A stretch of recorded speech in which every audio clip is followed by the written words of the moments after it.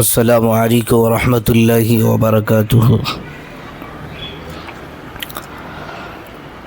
الحمد للہ نحمده ونستعینه ونستغفره ونؤمن به ونتوکل علیہ ونعوذ باللہ من شرور انفسنا ومن سیئات اعمالنا، من يهده اللہ فلا مضل له ومن يضلله فلا هادی له، ونشهد أن لا إله إلا الله وحده لا شريك له، ونشهد أن سيدنا ومولانا محمدا عبده ورسوله، فقد قال الله تبارك وتعالى في القرآن المجيد والفرقان الحميد: أعوذ بالله من الشيطان الرجيم، بسم الله الرحمن الرحيم،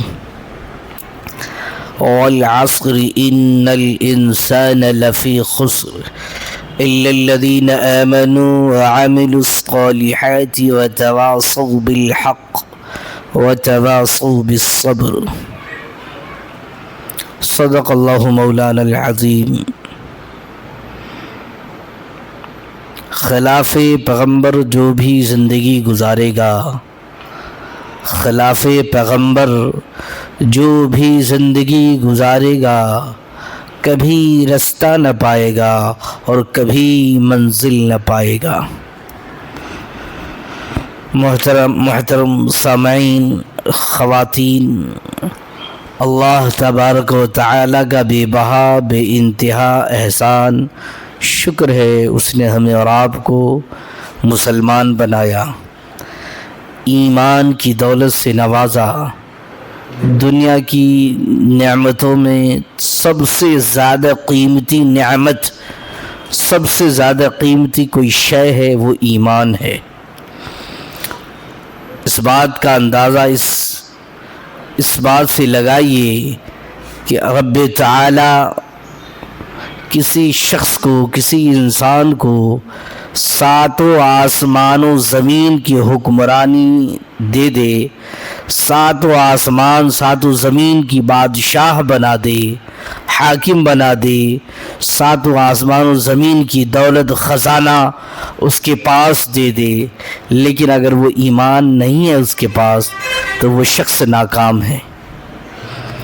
اور جس شخص کے پاس ایمان ہے، کمزور ہے، غریب الحال ہے، تنگ دست ہے، اس کے پاس کچھ بھی نہیں، نہ زیادہ کھانے کو ہے نہ زیادہ پہننے کو ہے، سب کم ہے، لیکن ایمان ہے تو وہ شخص بہت کامیاب ہے اور وہ اللہ کی نظر میں محبوب ہے۔ تو کامیابی کامرانی کا دار و مدار جو ہے ایمان پر ہے۔ اب اندازہ لگا لیجئے، ایک آدمی ساتوں آسمان و زمین کا حکمران ہے، بادشاہ ہے، ساتوں آسمان و زمین کی خزانے اس کے پاس ہے، لیکن ایمان نہیں ہے تو جنت میں انٹری اس کی نہیں ہو سکتی ہے، جنت میں داخل نہیں ہو سکتا ہے۔ لیکن جس شخص کے پاس ایمان ہے وہ ایک نہ ایک دن انشاءاللہ جنت میں ضرور جائے گا۔ پتہ چلا اللہ کا جو قیمتی گھر ہے، مہمان خانہ ہے، جو استقبال کے لیے بنایا ہے، اس میں جو انٹری کر رہا ہے ایمان والے مردوں کو، ایمان والی عورتوں کو۔ سورۃ العصر کی ایک مکمل آیت کریمہ تلاوت کیا ہے، جس میں رب تعالی، جس کا ترجمہ بیان اعلان فرماتا ہے: والعصر، قسم ہے زمانے کی۔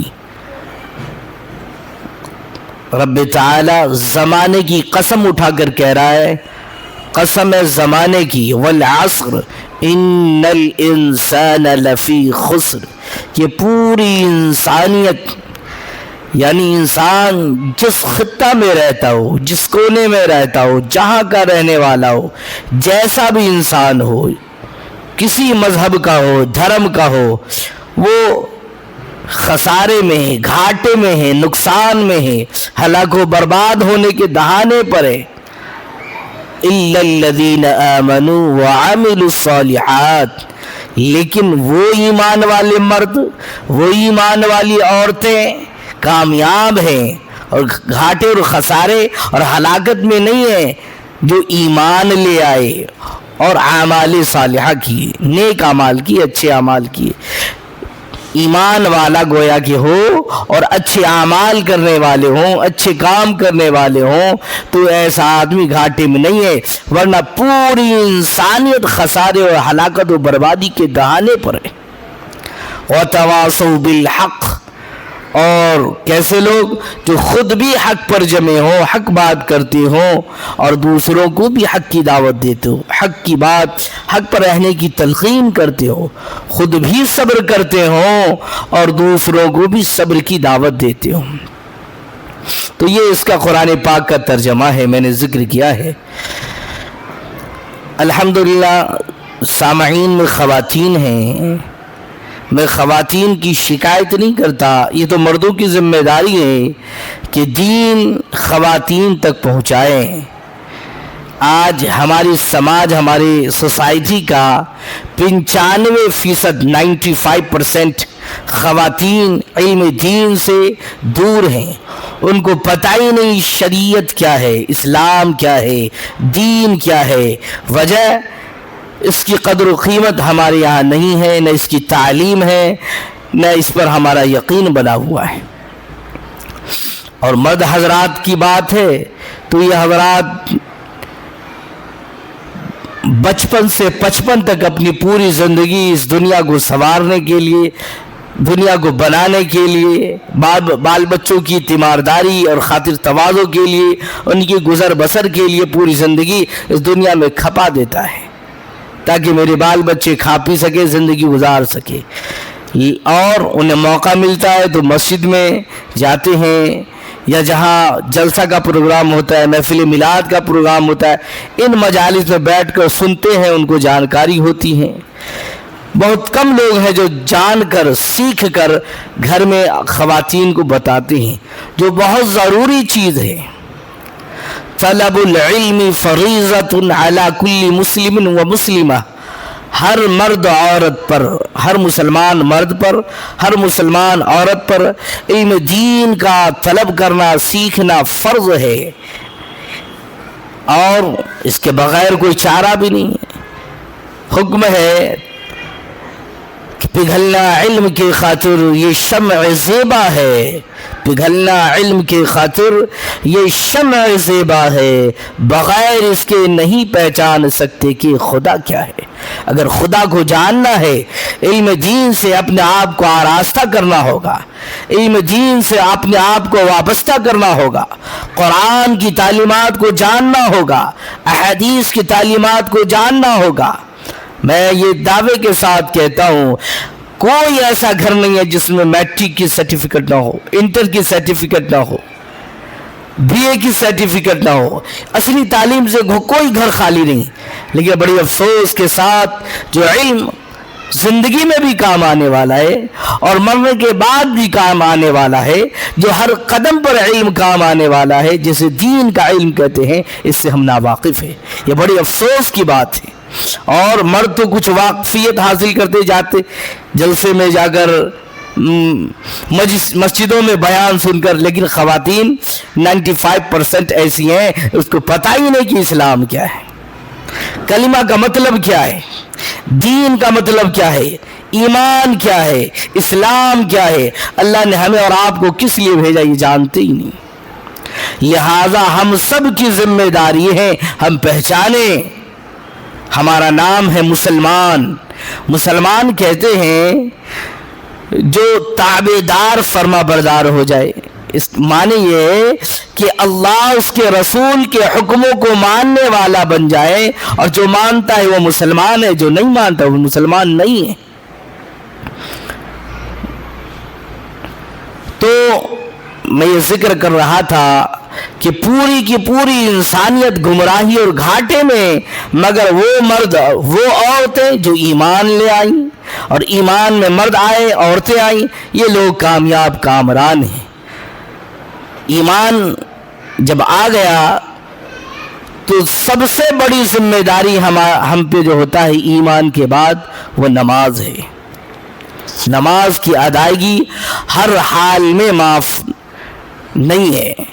اس کا مسئلہ یہ ہے کہ آدمی اس کنڈیشن میں، اس حالت میں پہنچ جائے کہ آدمی کی سمجھ بوجھ ختم ہو جائے، پہچان ختم ہو جائے، رشتہ دار ہے کون ہے کیا ہے، تب جا کر بعض علماء نے کہا کہ وہاں پر معاف ہے، ورنہ نماز ایک ایسی اہم ترین عبادت ہے جو کسی بھی حالت میں صورت میں معاف نہیں ہے۔ اور اندازہ لگا لیجئے 90% لوگ ایسے ہیں گھر میں جو بے نمازی ہیں، 10% ایسے لوگ ہیں جو نماز کو جاتے ہیں اور نماز ادا کرتے ہیں۔ بغیر نماز کے کوئی مسلمان نہیں رہ سکتا۔ حضرت غوث اعظم شیخ عبد القادر جیلانی محبوب سبحانی رحمۃ اللہ علیہ کا مذہب، اسی طرح حضرت علی وغیرہ کا مذہب یہی ہے رضوان اللہ تعالی اجمعین کہ جو مرد خواتین نماز نہیں پڑھتی ہیں یا نہیں پڑھتی ہیں، ان کی جنازے کی نماز نہیں پڑھا جائے، ان کو قتل کر دینا جائز ہے، یہ ان کا مذہب ہے۔ اندازہ لگا لیجئے، ہم اپنے آپ کو مسلمان کہتے ہیں لیکن مسلمان کا شائبہ بھی ہمارے اندر نہیں ہے۔ شاید کہ ہم نے لباس کو سمجھا ہو، شاید کہ ہم اپنے نام کو مسلمان والا نام رکھ کر سمجھا ہو کہ ہم مسلمان ہیں۔ یاد کر لیجئے، مسلمان اسے کہتے ہیں جو اللہ کی بات مانے، اللہ کے رسول کی بات مانے۔ میں نے شعر پڑھا تھا کہ خلاف پیغمبر جو بھی زندگی گزارے گا، خلاف پیغمبر جو بھی زندگی گزارے گا، کبھی رستہ نہ پائے گا اور کبھی منزل نہ پائے گا۔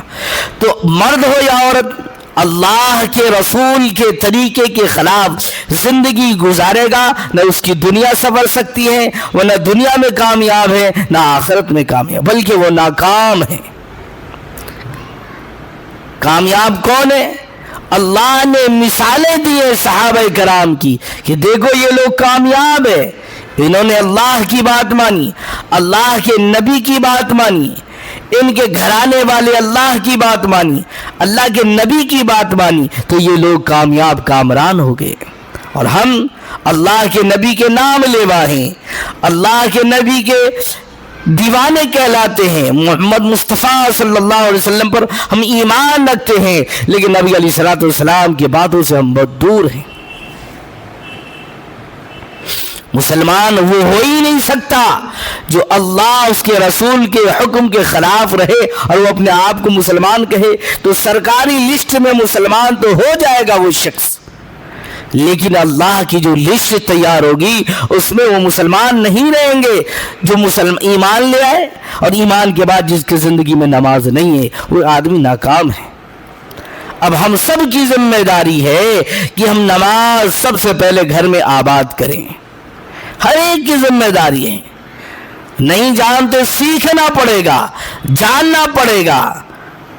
مرد ہیں اپنی خواتین کو کہے، خواتین ہیں اپنے شوہروں کو کہے، اپنے بھائیوں کو کہے، ایک دوسرے کے دین میں مددگار بنے، ورنہ یہ جو دور چل رہا ہے فتنوں کا دور ہے، وقتاً فوقتاً گاہے بگاہے فتنے پیدا ہوتے رہتے ہیں، لوگ گمراہی کے شکار ہیں۔ ہمارا ایمان اتنا کمزور ہو گیا ہے، اتنا کمزور ہو گیا ہے کہ ایمان ہمیں مسجد میں کھینچ کر نہیں لے جا سکتا تو اللہ کی جنت میں کہاں لے جائے گا؟ اندازہ لگا لیجئے۔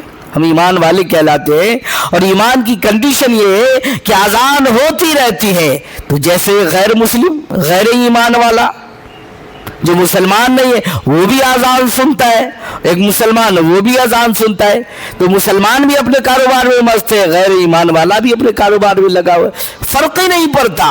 جاتا کون ہے مسجد میں؟ گنے چنے چند لوگ ہیں۔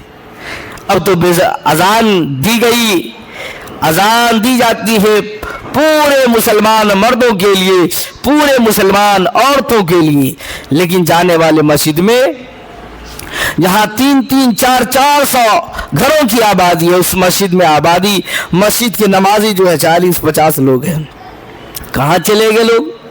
حالانکہ مسئلے کی جانکاری لے لیجئے، مسائل یہ ہیں کہ نماز چھوڑ کر کاروبار کرنا یہ حلال نہیں ہے بلکہ وہ حرام کمائی ہے، اور حرام کمائی سے جو بچوں کی تربیت کریں گے، گھر والوں کی تربیت کریں گے، یاد کر لیجئے نہ ان کی دعائیں قبول ہوں گی نہ عبادات قبول ہوں گی۔ لہذا ہر حال میں نماز ادا کرنے پڑے گا، جہاں رہے آدمی انسان وہاں اس کی ذمہ داری ہے جب وقت ہو اس کو ادائیگی کرے۔ قرآن کریم میں رب تعالیٰ ارشاد فرماتا ہے ان الصلاۃ کانت علی المؤمنین کتابا موقوتا، کہ بے شک نماز اپنے وقت کی پابندی کے ساتھ واجب ہے۔ جب وقت ہو جائے ہر کام ناجائز حرام ہو جاتا ہے، اللہ کی فرمانبرداری لازم ہو جاتی ہے، کیونکہ وہ اللہ ہے، مالک ہے اور ہم غلام ہیں۔ لہذا غلام کی ذمہ داری ہوتی ہے مالک کی فرمانبرداری کرے۔ مثال لے کے لیجئے، ہمارے پاس ایک چھوٹی سی شاپ ہو، دکان ہو یا کوئی کاروبار ہو، اور اس کاروبار میں ہم اسٹاف رکھیں اور وہ اسٹاف ہمارا وہ کام نہیں کرے، تو کوئی ایسا آدمی نہیں جو برداشت کرے گا، بلکہ ٹوکے گا، نہیں مانے گا تو اس کو کاروبار سے نکال دے گا۔ ٹھیک ایسے ہی طرح ہم جب اللہ کے بندے ہیں، غلام ہیں، اور اللہ کی غلامی نہیں کریں گے تو اللہ بھی ہمیں اپنے نگاہوں سے گرا دے گا، پھر اللہ کی مدد ہمارے ساتھ نہیں آئیں گی۔ اور یاد کر لیجئے، گھر میں تنگی ہونے کے لیے یا جس کا کاروبار ٹھپ ہو رہا ہو یا گھر تنگ ہو رہا ہو، رزق میں تنگی آ رہی ہو، اس کی 3 وجہ ہے۔ بخاری شریف کی روایت ہے کہ جس گھر میں رزق کی کمی ہونے لگے، تنگی ہونے لگے، سمجھو 3 چیزیں وہاں ہو رہی ہیں۔ نمبر 1 کہ لوگ ناپاک رہ رہے ہیں، وہاں پاکی ناپاکی کا خیال نہیں ہو رہا ہے۔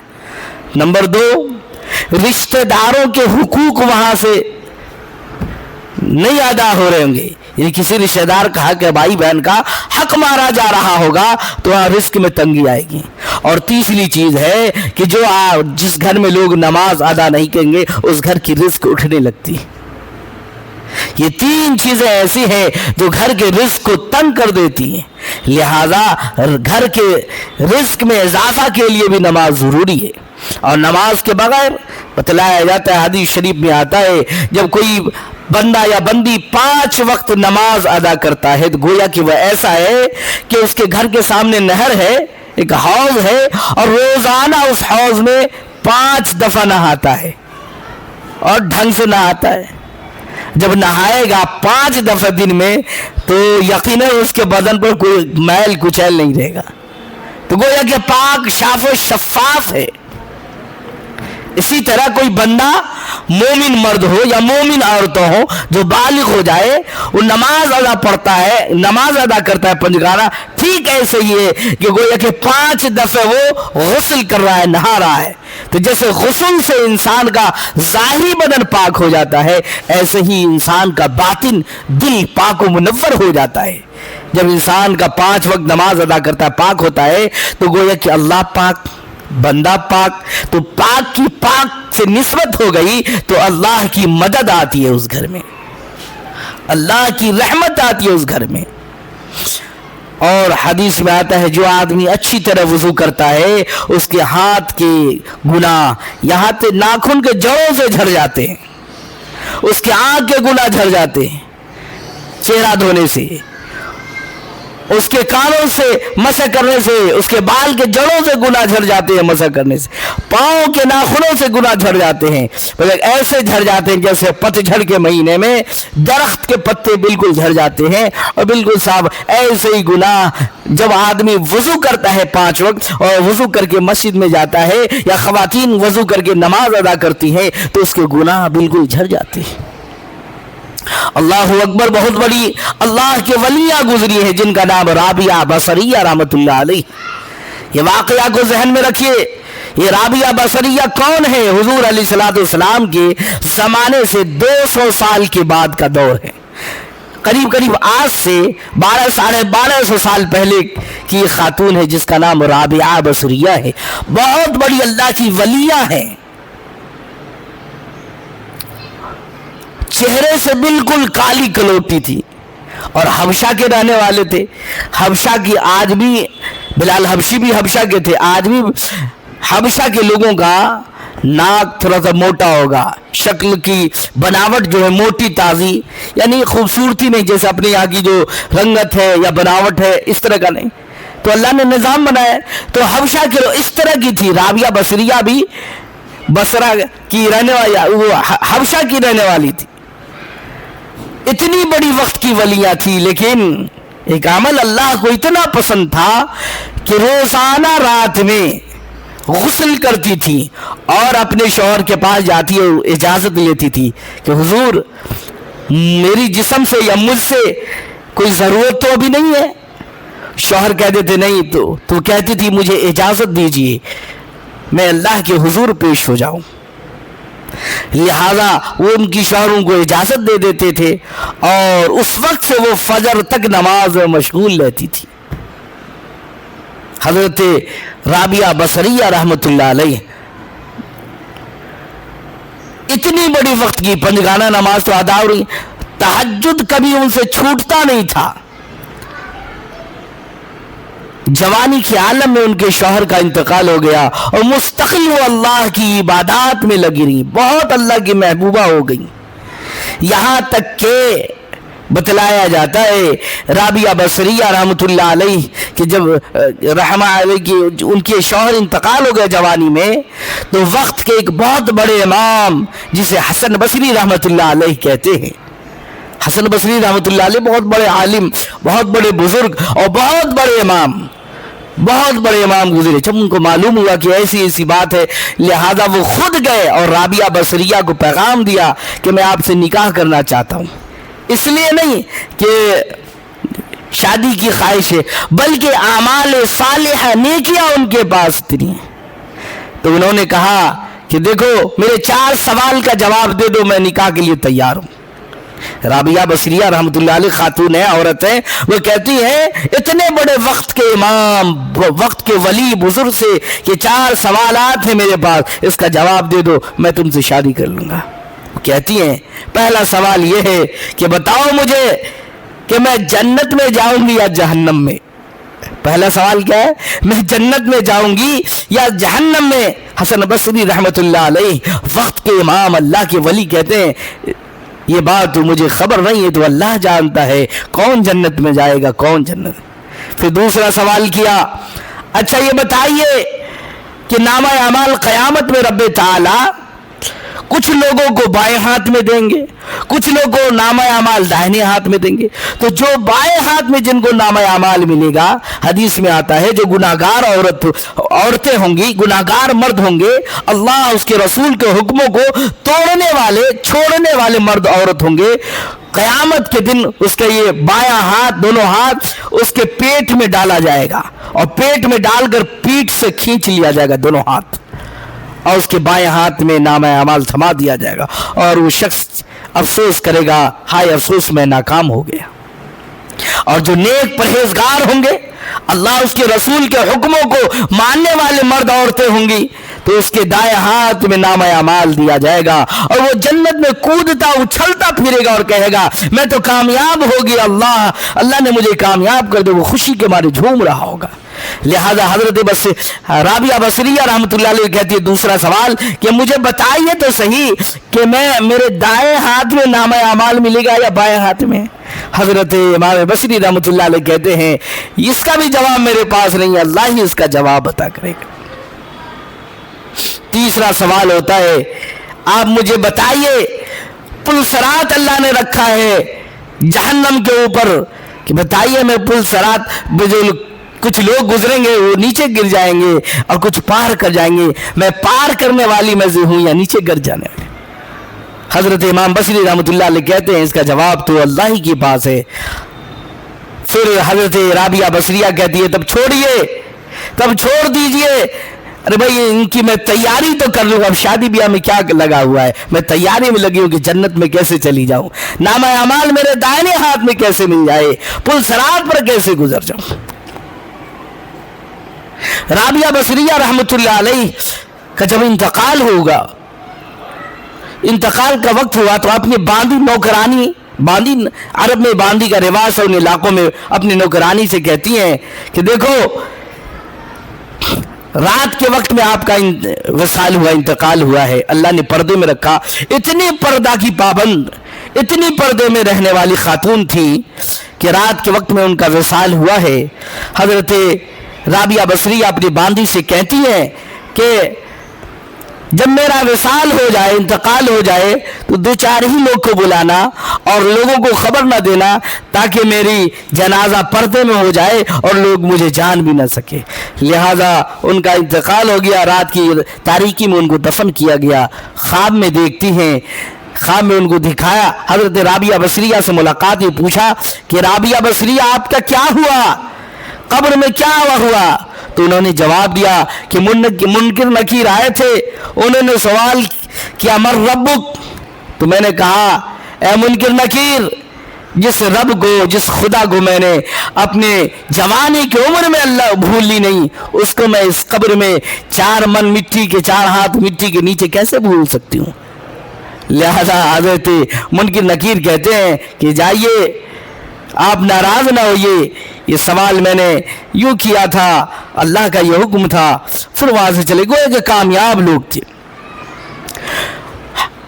رابعہ بصریہ رحمۃ اللہ علیہ جس چادر کو لپیٹ کر عبادات کیا کرتی تھی، علماء کہتے ہیں، کتابوں میں آتا ہے، قیامت کے دن جب میزان عمل میں تولا جائے گا نیکیاں، تو رابعہ بصریہ کی وہی چادر، جس چادر کو لپیٹ کر 40 سال مستقل عبادات کیا کرتی تھی راتوں میں، اسی چادر میں لپیٹی رہتی تھی، اسی چادر میں ان کو دفنایا گیا.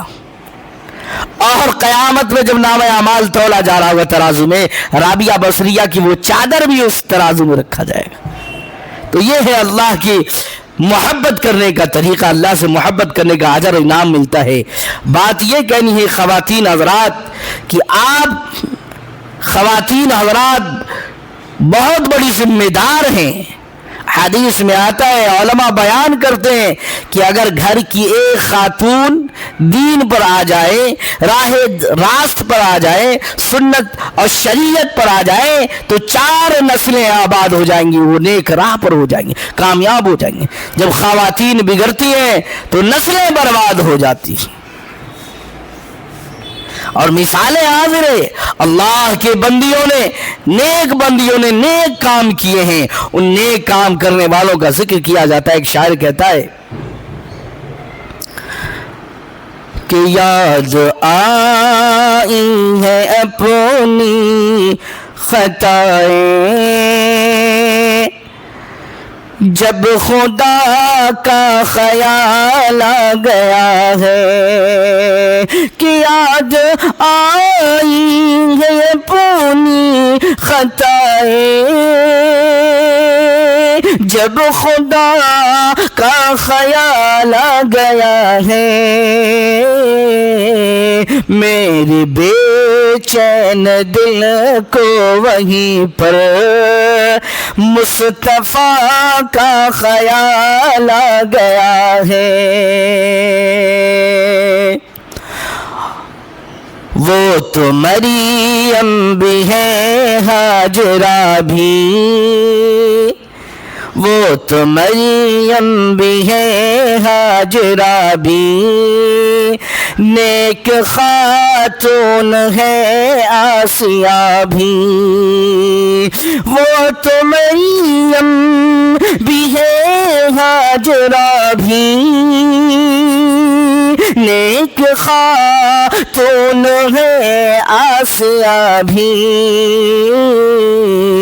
بات جب آ گئی ہے حیا کی، فاطمہ کا خیال آ گیا ہے. تو اللہ کی یہ جو بندیاں ہیں، یہ رول ماڈل ہے ہمارے واسطے. اس کو دیکھ کر ہم جب زندگی گزاریں گے تو انشاءاللہ ہمارے شوہروں کے کاروبار میں، بیٹوں کے کاروبار میں اور اپنے کاروبار میں کامیابی ہوگی. ہماری دنیا بھی اچھی ہوگی، ہماری آخرت بھی اچھی ہے.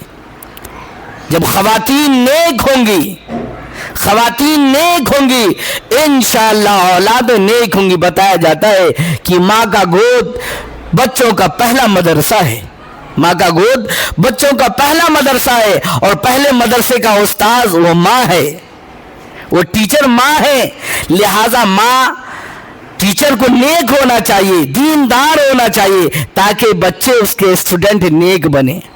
جب ماں ہی غلط نکلیں گی، عیش پرست ہوں گی، دین سے دور رہنے والی ہوں گی، بے پردہ رہنے والی ہوں گی، قرآن سے کوئی وابستگی نہیں ہوگی، نماز سے اس کو محبت نہیں ہوگی، نیک باتوں کا اہتمام نہ کرتی ہوں گی، جھوٹ بولتی ہوں گی، غیبت کرتی ہوں گی، تو ان تمام کے اثرات انہی بچوں میں جائے گا۔ جب ماں نیک ہوں گی تو گویا کہ پہلے مدرسے کا جو استاد نیک ہے، اس بچے میں نیک اثرات جائیں گے۔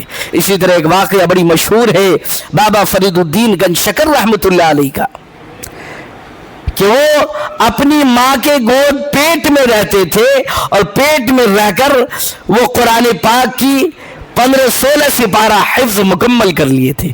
وجہ ان کی والدہ، ان کی ماں کو عادت تھی، یہ ان کے رول اور ضابطے زندگی میں تھی کہ ہمیشہ 15 پارہ کا وہ تلاوت کیا کرتی تھی۔ جب وقت ولادت کا ہوا اور بچے پڑھنے کے لائق ہو گئے، تو جب بیٹے کو مدرسے میں داخلے کے لیے لے گئی انٹری کے لیے، تو بچے سے بسم اللہ الرحمن الرحیم پڑھایا جا رہا ہے، تو بسم اللہ پڑھ کر بچہ 15 پارہ تک پڑھ گیا۔ استاد تعجب کرنے لگے، پوچھا گیا ماجرا کیا ہے؟ بتایا کہ ماجرا یہ ہے کہ ان کی والدہ کا عمل تھا کہ گھر کا سارا کام کرتی تھی اور ساتھ میں قرآن کریم کی تلاوت کرتی تھی، لہٰذا یہ سارے تلاوت کا اثر اس بچے کے دل پہ چھپتا گیا، لہٰذا بچہ پیدا ہو رہا ہے آدھے قرآن کا حافظ پیدا ہو رہا ہے۔ تو یہ ماں باپ کا رول اور کردار کی وجہ سے، ماں باپ اچھے ہوں گے تو بچے اور نسلیں اچھی ہوں گی۔ بات صاف ہے کہ جو درخت اچھا ہوتا ہے پھل اچھا آتا ہے، اور درخت صحیح نہیں ہوتا پھل اچھے نہیں آتے۔ تو ماں باپ کو نیک بننا پڑے گا، پرہیزگار بننا پڑے گا، ان کو جاننا ہوگا کہ ہم مسلمان ہیں، مسلمان زندگی کیسے گزار سکتا ہے۔ ایک عام آدمی نہیں ہے مسلمان، مسلمان تو وہ ہے، اللہ نے ساتوں آسمان کو اسی مسلمان کے لیے بنایا، زمین کو اسی مسلمان کے لیے بنایا، ستارے کو اسی مسلمان کے لیے بنایا۔ اگر یہ مسلمان نہ ہوتے، اللہ کافر کے لیے آسمان کو نہیں روکتا، زمین آسمان ٹوٹ جاتے، سورج بے نور ہو جاتا، یہ چاند سورج ستارے سب ختم ہو جاتے۔ یہ مسلمان دنیا میں ہے موجود، اللہ نظام کو چلا رہے۔ یہ حدیث ہے بخاری شریف کا، یہ جملہ ہے کہ جب تک ایک مسلمان، ایک بھی مسلمان اللہ اللہ کہنے والا رہے گا، ایمان والا، یہ نظام قائم رہے گا۔ پتہ چلا ہم اور آپ بہت قیمتی ہیں، تو ہم جیسے چاہے زندگی نہیں گزارے، بلکہ اللہ اس کے رسول کی مرضی کے مطابق زندگی گزارے۔ اور سب سے بڑی ذمہ داری یہ ہے، اللہ نے جو ہمیں ایمان عطا کیا ہے، ایمان کی ہم حفاظت کرے۔ حدیث میں آتا ہے جو مومن مرد، مومن عورت رائی کے دانے کے برابر ایمان بچا کر لے جائے گا اس دنیا سے، اللہ اس دنیا کی 10 گنی بڑی جنت اس کو عطا کرے۔ لیکن ایمان بچا کر لے جانا ہوگا، قدم قدم پر ایمان ہمارا خطرے میں، ہم ایمان کے دائرے سے نکل جاتے۔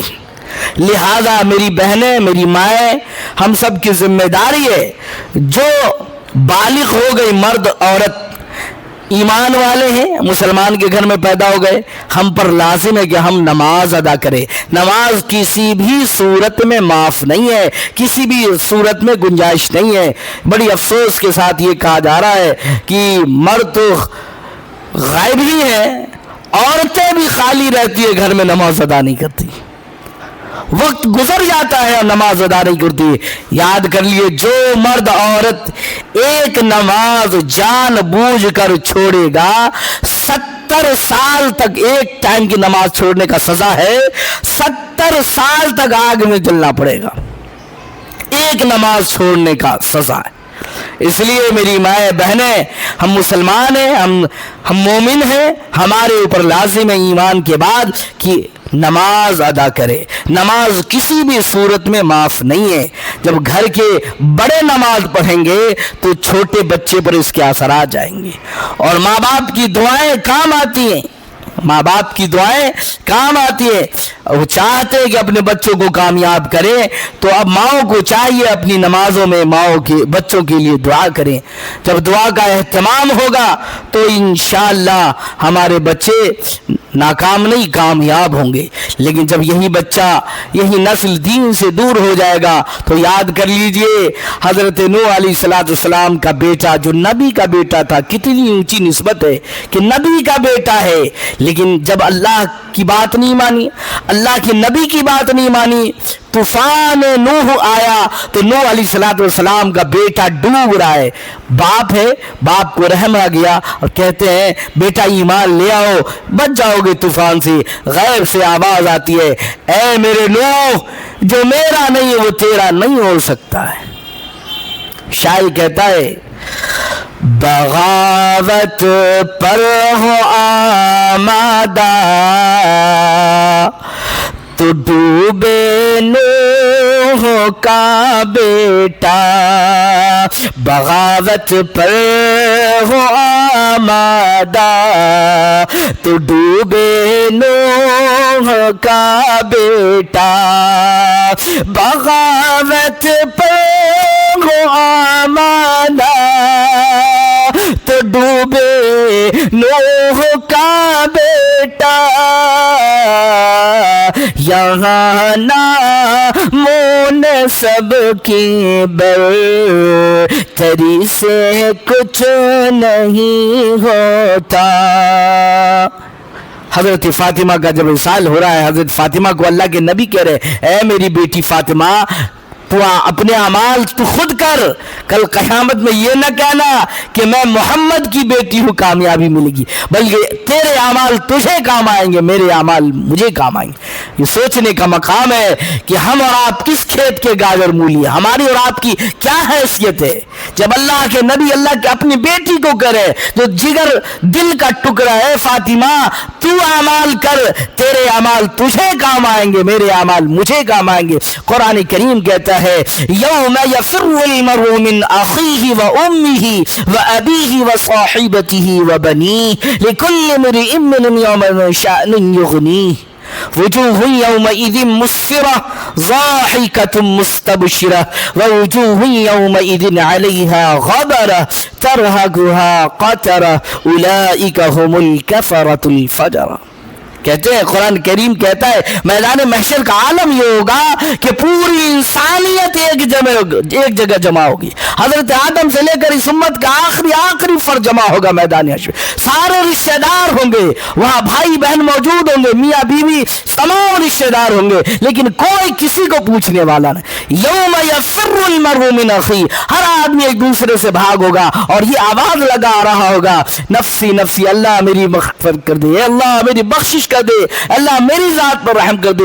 یہاں تک کہ شوہر بیوی سے اور بیوی شوہر سے، بھائی بھائی سے، ماں بیٹی سے، بیٹی ماں سے، تمام لوگ ایک دوسرے سے بھاگ رہے، کوئی کسی کا پرسال نہ ہوگا۔